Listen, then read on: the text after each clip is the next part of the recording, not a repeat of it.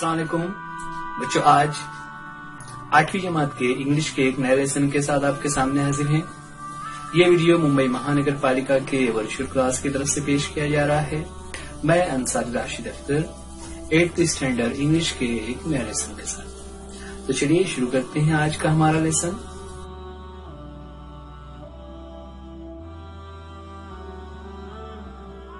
बच्चों, 8वीं जमात इंग्लिश के इस नए वीडियो में आज आपके सामने हाजिर हैं एक नया चैप्टर लेकर। आज का हमारा जो टॉपिक है वो हमारे 4th यूनिट का लास्ट चैप्टर है। जी हाँ बच्चों, हमारी बुक का ये आखिरी सबक जो कि है यूनिट 4.5, जिसका टाइटल है festivals of north east India. Festivals of north east India, चूंकि ये एक बड़ा चैप्टर है इसलिए हमने उसको 2 पार्ट में बनाया हुआ है।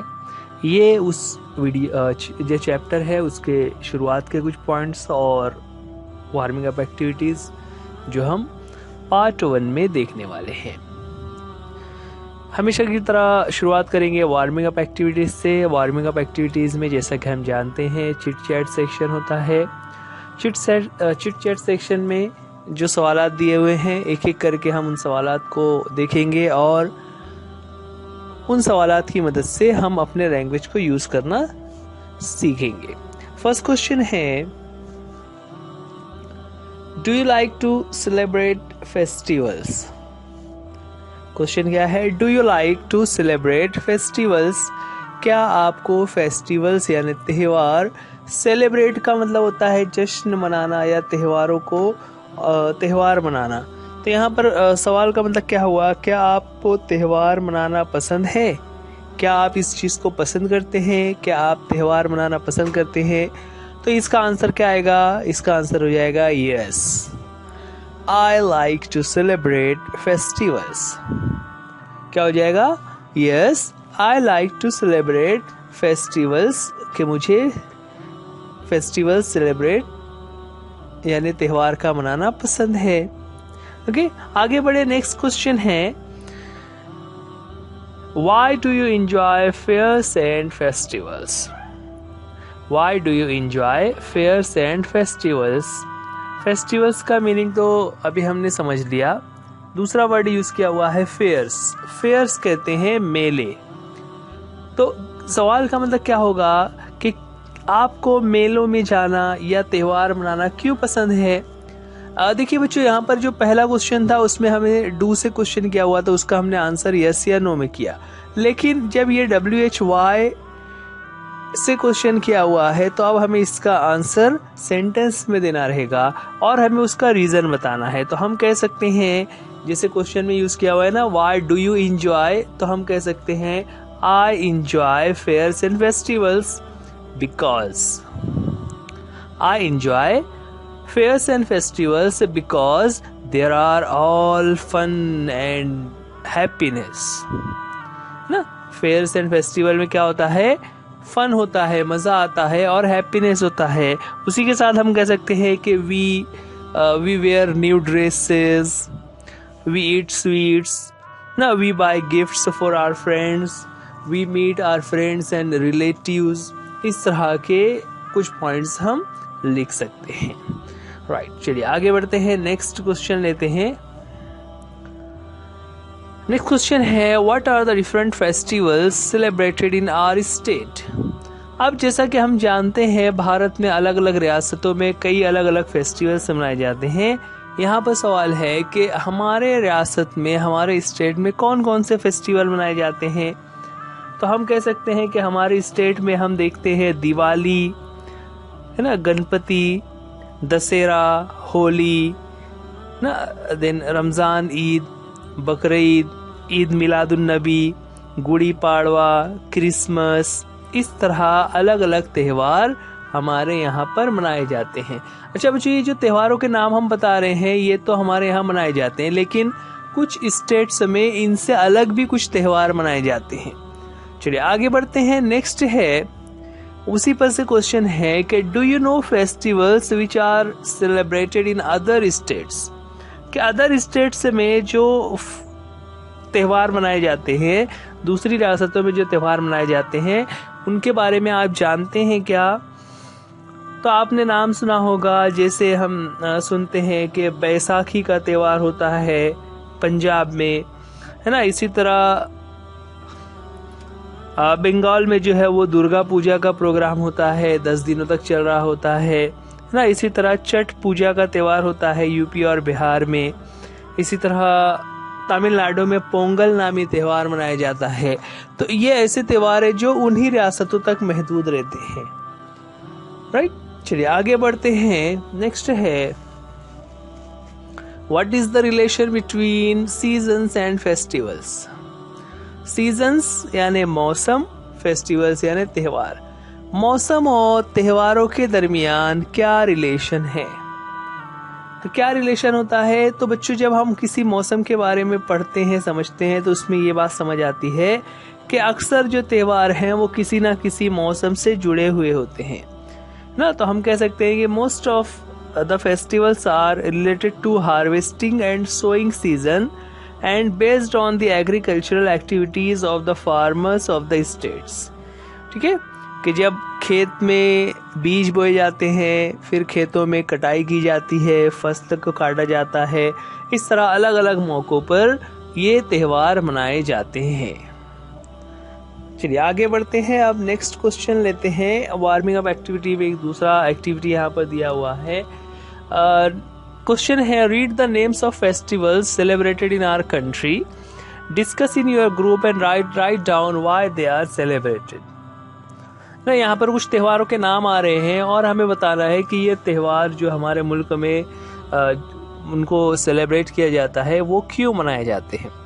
फर्स्ट फेस्टिवल है दिवाली। दिवाली क्यों मनाते हैं और उसमें क्या किया जाता है, उसके बारे में हमें 1 या 2 सेंटेंस यहाँ पर लिखना है। तो हम कह सकते हैं दिवाली ये जो त्यौहार है, it marks lord Krishna's triumph over Narakasura ना। नाराकसुर और कृष्ण की लड़ाई के दौरान जो लॉर्ड कृष्णा है उनकी जीत हुई थी। People worship Lakshmi the goddess of wealth for future prosperity. और दिवाली में क्या करते हैं? दिवाली में लक्ष्मी पूजा करते हैं जो गॉडेस ऑफ वेल्थ है, ताकि फ्यूचर प्रॉस्पेरिटी मिल सके, आने वाले वक्त में खुशहाली आ सके। इस नियत के साथ लोग उनकी पूजा करते हैं, त्यौहार पर उनको याद करते हैं। तो ये दिवाली के बारे में हो गया। इसी तरह नेक्स्ट है होली। होली में क्या होता है? It is a spring festival ना। होली जो है वो बहार के मौसम में मनाया जाने वाला त्यौहार है। Held on full moon day of Phalgun in March और अप्रैल, है ना। फाल्गुन जो भारतीय कैलेंडर है, फाल्गुन उसमें महीने का नाम है जो कि बहार के मौसम को सिंबलाइज करता है। बाहर के मौसम में वो महीना आता है, तो उसी दौरान होली मनाई जाती है ना। और साथ ही it signifies the victory of good over evil. People celebrate Rang Panchami for fun and frolic. Holi में क्या करते हैं लोग? रंग पंचमी यानी रंगों से रंग को खेलते हैं, एक दूसरे को रंग लगाते हैं और खुशियां मनाते हैं। तो इस तरह ये होली का त्यौहार हो जाता है जहां पर लोग रंगों को खेल रहे होते हैं, एक दूसरे को रंग लगाते हैं। चलिए होली के बाद आगे बढ़े। नेक्स्ट टॉपिक दिया हुआ है रमजान। रमजान में क्या होता है? तो रमजान में हम सभी जानते हैं, है ना, इस साल अप्रैल के महीने में रमजान आ रहा है। अभी कुछ 1 हफ्ते के बाद रमजान की शुरुआत हो जाएगी। Ramzan is the holy month for Muslims. The festival of Eid ul Fitr is celebrated after fasting for the whole month of Ramzan ना। रमजान के पूरे महीने फास्टिंग यानी रोजा रखने के बाद रमजान के इख्तिताम पर ईद उल फित्र मनाई जाती है। इस तरह रमजान जो है पूरा महीना एक त्यौहार और जश्न के तौर पर मुसलमानों में उसको इख्तियार किया जाता है, उसको मनाया जाता है। हर फेस्टिवल के बारे में बच्चों आपको ये चीजें पता होनी चाहिए कि वो किस वजह से उनको मनाया जाता है। आगे बढ़ते हैं। रमजान के बाद नेक्स्ट टॉपिक है दशहरा। दशहरा ये त्यौहार क्यों मनाते हैं? तो इसकी भी पुरानी कुछ मैथोलॉजिकल रीजंस है कि इस दिन जो लॉर्ड राम है उनकी रावण के ऊपर फतेह हुई थी और इसमें ये चीज़ मानी जाती है कि बुराई पर अच्छाई की जीत हुई थी। इस तरह से दशहरा मनाया जाता है और उस दिन जानते हैं हम लोग एक रावण का बड़ा सा पुतला बनाया जाता है और उसे फिर जलाया जाता है। इस तरह से जिस तरह लॉर्ड राम की जीत हुई थी रावण पर, उसके जश्न को मनाकर लोग त्योहार को मनाते हैं। दशहरा इस तरह से होता है। दशहरा के बाद नेक्स्ट है Christmas. This festival is celebrated on 25th December as of the birth of Lord Jesus Christ, है ना। जीसस क्राइस्ट के बर्थडे के तौर पर 25 दिसंबर को हर साल ये त्यौहार मनाया जाता है। और उसमें होता क्या है कि लोग एक दूसरे के साथ फैमिलीज आपस में मिलते हैं, बैठते हैं और एक दूसरे में मिठाइयाँ तकसीम करते हैं। उसके बाद नेक्स्ट है Pongal. Pongal is celebrated in Tamil Nadu in the beginning of the harvesting season ना। जब फसल की कटाई का मौसम शुरू होता है तो उस दौरान पोंगल का त्यौहार मनाया जाता है ना। और इन सब त्योहारों से किसी ना किसी तरह से गॉड से कनेक्ट होने की कोशिश की जाती है कि हम अपने मजहब के मुताबिक अपनी ज़िंदगी गुजारेंगे और जो हमारी मजहबी तालीमात हैं जिसमें अच्छाई और बुराई का तस्करा है उसके मुताबिक हम अपने आप को ढाल लेंगे, हम बुराई से बचेंगे। ये थे वार्मिंग अप एक्टिविटीज़ के कुछ क्वेश्चंस। उसके बाद यहाँ पर एक एक्टिविटी दिया हुआ है जो हमारे एग्ज़ाम में भी पूछी जाती है। एक्टिविटी क्या है? Write down any 5 features that are common to all festival celebrations. कि जो भी अभी हम फेस्टिवल्स की बात कर रहे थे उन सभी फेस्टिवल्स में से कुछ बातें ऐसी हैं जो सब में पाई जाती हैं। तो कौन कौन सी ऐसी बातें हैं, तो एक एक करके अगर हम गौर करें तो सबसे पहले हम कह सकते हैं सेफ गार्डिंग कल्चरल हेरिटेज। कोई भी त्यौहार हम क्यों मनाते हैं? क्योंकि वो हमारे तहजीब का हिस्सा है। हमसे पहले के लोग, हमारे दादा परदादा, हमारे इलाके के लोग उस काम को करते रहे हैं, इसलिए हम भी उस फेस्टिवल को मना रहे हैं। दूसरा है एक्सप्रेसिंग रिलीजियस सेंटिमेंट्स, है ना। मजहबी त्यौहार होते हैं, जैसे हम लोग ईद मनाते हैं तो ईद का त्यौहार कोई अलामत नहीं है बल्कि वो हमारे मजहब का हिस्सा है। इसी तरह से अलग अलग मज़ाहिब में अलग अलग किस्म के त्यौहार होते हैं जो अपने मजहब के मुताबिक लोग उसको मना रहे होते हैं, उसको सेलिब्रेट कर रहे होते हैं। तो हर मजहब के त्यौहार में कुछ चीज़ें हमें नज़र आती है ना। उसके अलावा नेक्स्ट है music and dances in most of the festivals ना। अक्सर जो त्यौहार मनाए जाते हैं भारत में उसमें म्यूज़िक का इस्तेमाल किया जाता है और लोग डांस भी कर रहे होते हैं, खुशियाँ मना रहे होते हैं। हालांकि हमारे इस्लाम में इस तरह के म्यूज़िक और डांस की गुंजाइश तो नहीं है, लेकिन लोग नज़्में, गीत वगैरह पढ़ते हैं। नेक्स्ट है enjoyment, good dress and food ना। यहाँ पर जितने भी फेस्टिवल्स हैं उसमें इंजॉयमेंट होता है, लोग नए नए कपड़े पहनते हैं और अलग अलग मौक़ों पर अलग अलग फूड का इस्तेमाल कर रहे होते हैं, मखसूस खानों को वो पकाते हैं। और सबसे अहम चीज़ जितने भी फेस्टिवल्स हैं उसमें एक चीज़ जो सबसे कॉमन है वो क्या है? Meeting friends and relatives. के दोस्तों से मिलते हैं और रिश्तेदारों से मिलते हैं और उनके साथ अपना वक्त गुजारते हैं। तो ये कुछ बातें हैं जो हर फेस्टिवल में बिल्कुल कॉमन पाई जाती हैं, चाहे वो कोई सा भी किसी भी इलाके का फेस्टिवल हो। आगे एक और एक्टिविटी है जिसमें इंस्ट्रक्शन है frame words related to the following topics as पर इंस्ट्रक्शंस ना। नीचे जो टॉपिक्स दिए आ रहे हैं उसके रिलेटेड हमें कुछ वर्ड्स बताना है और उसमें वर्ड कैसा होना चाहिए उसके बारे में कुछ इंस्ट्रक्शन भी दिया हुआ है। फर्स्ट वर्ड हमारे सामने है फेस्टिवल्स। फेस्टिवल्स यानी त्यौहार। त्यौहार, इससे रिलेटेड हमें 5 वर्ड्स बताने हैं, लेकिन पांचों ही वर्ड्स वर्ब होना चाहिए, यानी एक्शन वर्ड होना चाहिए। एक एग्जाम्पल उसमें दिया हुआ है, जैसे उसमें दिया हुआ है सेलिब्रेट। अब सेलिब्रेट जो कि एक वर्ब है, फेस्टिवल से रिलेटेड है, तो हमें ऐसे ही कुछ वर्ड्स बताने हैं। क्या क्या हो सकते हैं? हम कह सकते हैं फेस्टिवल को हम इंजॉय करते हैं, है ना। देन इसी तरह हम कह सकते हैं फेस्टिवल पे हम डेकोरेट करते हैं, घरों को सजाते हैं। देन उसमें डांस भी होता है, बहुत सारे फेस्टिवल्स में डांसिंग और डांस के साथ सिंगिंग भी हो रहा होता है। तो फेस्टिवल्स में जो चीज़ें फेस्टिवल से रिलेटेड वर्ड्स अगर हम देखें तो उसमें ये सभी एक्शन वर्ड्स हम बता सकते हैं कि ये फेस्टिवल से रिलेटेड है। फेस्टिवल के बाद नेक्स्ट टॉपिक दिया हुआ है म्यूजिक, लेकिन यहाँ पर म्यूजिक के बारे में लिखा हुआ है रिलेटेड एडजेक्टिव्स।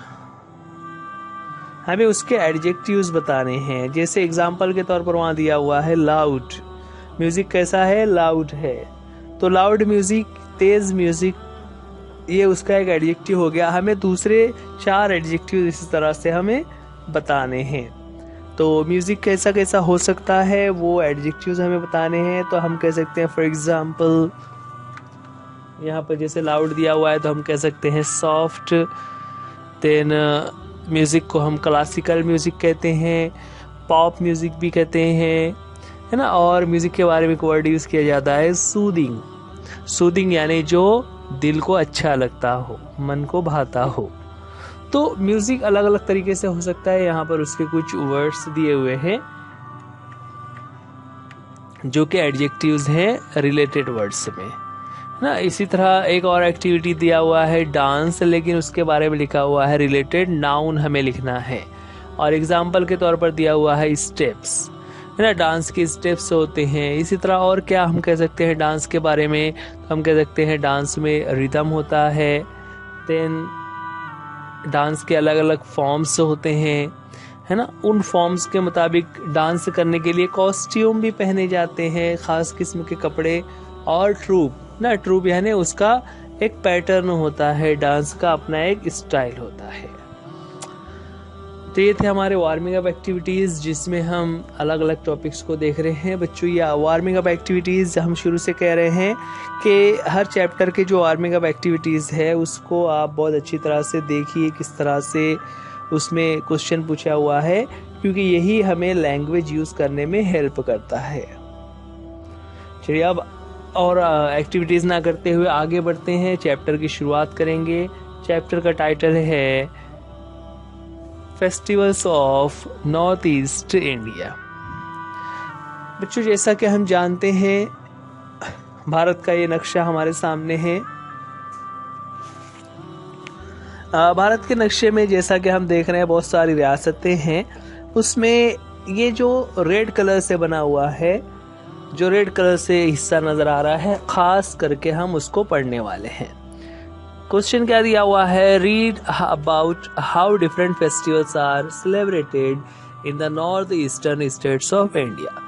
जो यहाँ पर ये लाल मार्किंग करके हिस्सा बताया गया है, इसे कहा जाता है north eastern states of India, जिसमें 7 स्टेट्स हैं। नाम हमें मैप में नजर आ रहे हैं, आसाम, अरुणाचल प्रदेश, नागालैंड, मेघालय, मणिपुर, मिजोरम और त्रिपुरा। इस तरह से ये 7 स्टेट्स हैं। और चूंकि वो एक साथ है इसलिए उन्हें 7 सिस्टर्स भी कहा जाता है। उसे हम उर्दू में कहते हैं शुमाल मशरकी रियासतें। ठीक है, नॉर्थ ईस्ट इंडिया शुमाल मशरकी रियासतों वाला ये जो हिस्सा है भारत का, उसके बारे में हम यहाँ पर पढ़ने वाले हैं। उन 7 स्टेट्स के नाम आप याद रखेंगे और आगे हर स्टेट के बारे में यहाँ पर उनके फेस्टिवल्स को हमारे सामने डिस्कस किया हुआ है। चूंकि वो स्टेट्स हमारे महाराष्ट्र से बहुत दूर है, इसलिए वहाँ का जो कल्चर है, वहाँ के जो फेस्टिवल्स हैं, वह हमारे इलाके के फेस्टिवल से बहुत अलग है। तो चलिए देखते हैं एक एक करके, एक एक स्टेट्स हमारे सामने आ रहे होंगे और उनके फेस्टिवल्स के बारे में हम यहाँ पर पढ़ेंगे। एक इंट्रोडक्शन दिया हुआ है कि the north east region of India consisting of 7 states is a place of diverse cultures. है ना। जो ये 7 रियासतों पर मुश्तमिल इलाका है भारत का, जिसे नॉर्थ ईस्ट इंडिया कहते हैं, शुमाल मशरकी भारत का हिस्सा, वहाँ पर 7 स्टेट्स को अगर हम देखें तो it is a place of diverse culture. Diverse कहते हैं जो ग्रेट वैरायटी हो, जहाँ पर बहुत ही मुख्तलिफ किस्म के कल्चर पाए जाते हैं। हर रियासत का अपना अलग अलग वहाँ पर तहजीबें हैं। आगे है, the different communities and tribes celebrate their unique festivals with great enthusiasm and joy. Many of their festivals are based on agriculture and no celebration is complete without the traditional music and dance. क्या बता रहे हैं? The different communities and tribes, इन इलाकों में ज्यादातर tribes रहते हैं, कबायली इलाके।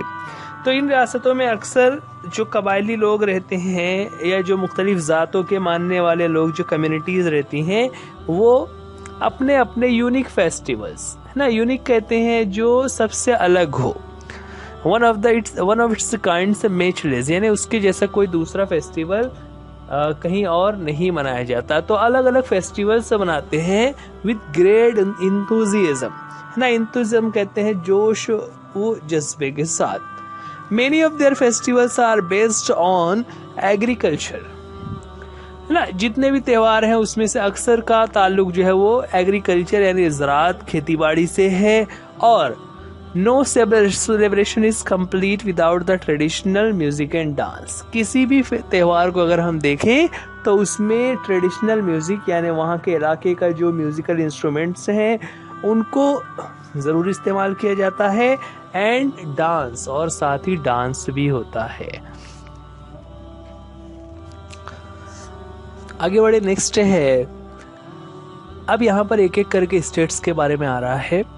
फर्स्ट सेंटेंस है, blessed with lush greenery and the mighty river Brahmaputra. Blessed with rush greenery and the mighty river Brahmaputra, the people of Assam have a lot to celebrate. जैसा कि इस नक्शे में हमें नज़र आ रहा है, जो ब्लू लाइन नज़र आ रही है वो एक्चुअल में क्या है, वो एक नदी है जिसका नाम है ब्रह्मपुत्र, जो हिमालय से निकलते हुए आसाम से गुजरती है। तो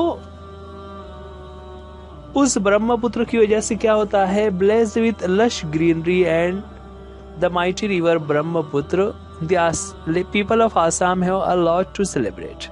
कि आसाम के लोगों पर एक खास रहमत है। 2 चीजें बताई गई है, लश ग्रीनरी, ग्रीनरी कहते हैं हरे भरे होने को, और ब्रह्मपुत्र जिसके बारे में लिखा हुआ है द माइटी रिवर, है ना, जो बड़ा दरिया है, और उसमें माइटी से मुराद जो ताकतवर है, उसमें बहुत, चूंकि वो पहाड़ी इलाका है तो उसका पानी बहुत ही जोर के साथ, बहुत ही ताकत के साथ बह रहा होता है, इसलिए उसे माइटी रिवर कहा हुआ है। इन दोनों चीजों के दरमियान आसाम के जो लोग हैं वो बहुत सारा सेलिब्रेट करते हैं। So Bihu is the chief festival of this state. It is celebrated by the people of all religions, caste and tribes. ना, बिहू नाम का जो फेस्टिवल होता है जिसे आसाम में सभी मजहब के लोग, सब कास्ट और सब ट्राइब के लोग मना रहे होते हैं, वो अहम है। अब बिहू किस तरह से होता है उसके बारे में कुछ थोड़ी डिटेल से यहाँ पर है। The 3 different sets of bihu mark the beginning of the harvesting season, the completion of sowing and the end of the harvest season. ना, बिहू 3 स्टेप्स में बनाया जाता है। एक तो हार्वेस्टिंग, यानी जब हार्वेस्टिंग से मुराद जब फसल की शुरुआत होती है। दूसरा कंप्लीशन ऑफ सोइंग, बीज बोने का काम जब पूरा हो जाता है। और तीसरा एंड ऑफ द हार्वेस्ट, यानी जब फसल पूरी तरह से तैयार होकर कटने का टाइम आ जाता है उस वक्त। बिहू में होता क्या है, the Bihu festival is a joyous one performed by both young men and women and is noted for its brisk steps and hand movement. खासतौर से बिहू में क्या होता है कि इट इज जॉयस डांस, है ना, उसमें एक खास किस्म का डांस होता है जो जॉयस होता है, मज़ेदार होता है, खुशियों भरा होता है। And performed by both young men and women, उसमें दोनों ही यानी औरतें भी रक्स करती हैं और मर्द भी रक्स कर रहे होते हैं, डांस कर रहे होते हैं। And it is noted for its brisk steps, brisk कहते हैं क्विक, फौरन ना, यानी तेज तेज जो कदमों को और हाथों को जो हिलाया जाता है उसे ब्रिस्क मूवमेंट कहा जाता है। तो हाथों से और पैर से जल्दी जल्दी मूवमेंट के जरिए से जो डांस किया जाता है वो इसकी एक अपनी खासियत है। उसके अलावा आगे बता रहे हैं unusual instruments provide traditional music for the dance ना। अनयूजुअल इंस्ट्रूमेंट्स, म्यूजिक के लिए हम देखते हैं कि अलग अलग किस्म के इंस्ट्रूमेंट्स लोग इस्तेमाल कर रहे होते हैं। यहाँ पर बता रहे हैं अनयूजुअल इंस्ट्रूमेंट्स ना, गैर मामूली, यानी जो रेगुलर तौर पर म्यूजिक के लिए इस्तेमाल नहीं किए जाते, गैर रवायती आलात का इस्तेमाल यहाँ पर किया जाता है, म्यूजिकल इंस्ट्रूमेंट्स बजाए जाते हैं। उसमें कई सारे हैं, उसमें है dhol which is similar to drum, the pepa a wind instrument from the buffalo horn, cymbal and a bamboo clapper ना। यहाँ पर जो इंस्ट्रूमेंट्स बने हुए हैं पिक्चर में हमें नजर आ रहे हैं कि उसमें एक ढोल होता है जो इस तरह इस शेप का होता है। उसके अलावा पेपा होता है, पेपा जो नीचे बैठे हुए इस आदमी के हाथ में जो इंस्ट्रूमेंट नजर आ रहा है जो कि बफेलो हॉर्न यानी जो भैंसों की सींग से बनाया जाने वाला एक ये पाइप होता है जिसकी मदद से म्यूजिक बजाई जाती है। उसके अलावा सिंबल्स होते हैं जो ये नीचे हमें दो छोटी छोटी सी कटोरियां जैसी नजर आ रही हैं, और उसके अलावा एक लकड़ी से, बाम्बू लकड़ी से बना हुआ क्लैपर होता है जिसको बजाकर यहाँ पर एक म्यूजिक बनाई जाती है और उस म्यूजिक के साथ लोग डांस कर रहे होते हैं। तो आसाम में ये कुछ खास इंस्ट्रूमेंट का इस्तेमाल किया जाता है जो बिहू के लिए होता है। उसके बाद आगे बता रहे हैं the songs have been handed down through many generations, Bihu competitions held all over Assam attract visitors and locals alike in large numbers. The songs have been handed down. Handed down का मतलब होता है आगे बढ़ाना, यानी बाप दादा से वो बच्चों में आ गया, फिर ये बच्चे जब बड़े हो जाते हैं तो वो अपने बच्चों को सिखा देते हैं। इस तरह से नस्ल दर नस्ल जब कोई चीज़ आगे बढ़ती है तो उसे कहा जाता है हैंडेड डाउन। तो handed down through many generations, कई नस्लों से ये गाने जो हैं, जो गीत गाए जाते हैं वो एक के बाद एक आगे बढ़ रहे हैं। बिहू कॉम्पिटिशन से हेल्ड ऑल ओवर असम, है ना। बिहू पर जो कंपटीशन यानी मुकाबलों का जो इनेकाद होता है वो ख़ास तौर से अट्रैक्ट विजिटर्स, उसमें विजिटर्स जो है वो अट्रैक्ट होते हैं, दिलचस्पी लेते हैं, एंड लोकल्स अलाइक, और साथ ही मकामी लोग अलाइक कहते हैं बिल्कुल उतनी ही तादाद में, जितने बाहर के लोग आते हैं, जितने जो मुकामी लोग जितनी तादाद में होते हैं उतने ही तादाद में लोग बाहर से भी देखने आते हैं, इन लार्ज नंबर, और ये दोनों की ही तादाद बहुत ज़्यादा होती है, यानी बड़ी तादाद में लोग उन कॉम्पिटिशन्स को, उन डांसेस को देखने के लिए वहाँ पर आते हैं। तो ये असम जो स्टेट है उसके फर्स्ट फेस्टिवल बिहू के बारे में यहाँ पर हम देख रहे हैं। अब इसी तरह एक एक स्टेट के अलग अलग फेस्टिवल्स के बारे में और भी कुछ बातें यहाँ पर आती है। सेकंड स्टेट है जिसके बारे में लिखा हुआ है living further north in the mountainous region of the Himalayas, Arunachal Pradesh ना। अरुणाचल प्रदेश जो कि इस नक्शे में अगर हम देखें तो वो हमें और ज़्यादा नॉर्थ की तरफ, यानी जो नक्शे में ऊपर की तरफ हमें नज़र आ रहा है लाल रंग से जो इस नक्शे में है वो जो नज़र आ रहा है, it is mention, it finds a mention in the ancient literature of Puranas and Mahabharata, है ना। जो हिंदू मज़हब की जो किताबें हैं जिन्हें पुराण और महाभारत कहा जाता है उसमें भी ख़ास तौर से अरुणाचल प्रदेश का तस्करा मिलता है। वो जैसा कि यहाँ पर नक्शे में ये ऊपर लाल रंग से नज़र आ रहा था और अब ये उसका अलग अलग इलाकों पर मुश्तमिल नक्शा है। उसके बारे में क्या बता रहे हैं, nature has provided the people of this region with a deep feeling for beauty which can be seen in their festivities, songs and dances. The nature has provided the people of this region with a deep feeling for beauty. यहाँ के जो लोग हैं उन्हें खूबसूरती बहुत ज़्यादा पसंद है और ये जो पसंदीदगी है वो उन्हें कुदरती तौर पर मिली हुई है। And that can be seen in their festivities, और ये उनके त्योहारों में, सॉन्ग्स एंड डांसेस, उनके नगमों में, उनके डांसेस में भी हमें दिखाई पड़ती है। The new year festival called Losar is perhaps the most important festival in certain areas of Arunachal Pradesh. Arunachal Pradesh में खास तौर से जो लोजार का फेस्टिवल होता है, जो नए साल के मौके पर मनाया जाता है, ये एक बहुत अहम त्योहार है। उस मौके पर लोग क्या करते हैं? On this occasion people clean out their homes and bring in the new year and to discard the old. इस मौके पर लोग क्या करते हैं कि अपने घरों की सफाई कर रहे होते हैं और जो पुराने सामान होते हैं उसको वो डिस्कार्ड कर देते हैं, यानी उसको निकाल देते हैं और नई चीज़ें लेकर आते हैं और उसको अपने घरों में ना, जैसे हमारे यहाँ पर भी हम देखते हैं, हम घरों में मुख्तलिफ त्योहारों पर कलर कर रहे होते हैं, कुछ चीज़ें तब्दील करते हैं। तो इसी तरह यहाँ पर लोजर के त्यौहार के मौके पर अरुणाचल प्रदेश में ये चीज़ें की जाती हैं।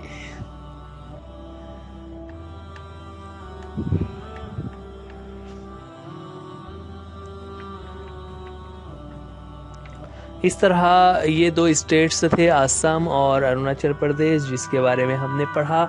चूँकि 7 स्टेट्स के बारे में हमें पढ़ना है, लेकिन हमारा वीडियो ऑलरेडी आधे घंटे का हो चुका है। बाकी के जो 5 स्टेट्स हैं उसके लिए हम लोग सेकंड एक वीडियो बनाने वाले हैं, जो जल्दी ही इसी चैनल पर अपलोड किया जाएगा, जिसे आप वहाँ पर देख सकते हो। अब बच्चों, यहाँ पर इस वीडियो के डिस्क्रिप्शन बॉक्स में आपको एक गूगल लिंक नज़र आएगा, आप उस लिंक को ज़रूर फिल कीजिए। ये वीडियो आप बृहन्मुंबई महानगर पालिका के वर्चुअल क्लास की तरफ से देख रहे हैं। आप वीडियो को लाइक कीजिए, चैनल को सब्सक्राइब कीजिए, वीडियो को अपने दोस्तों में शेयर कीजिए, और अगर कोई डिफ़िकल्टीज आ रही हो तो आप हमें कमेंट्स में भी पूछ सकते हैं।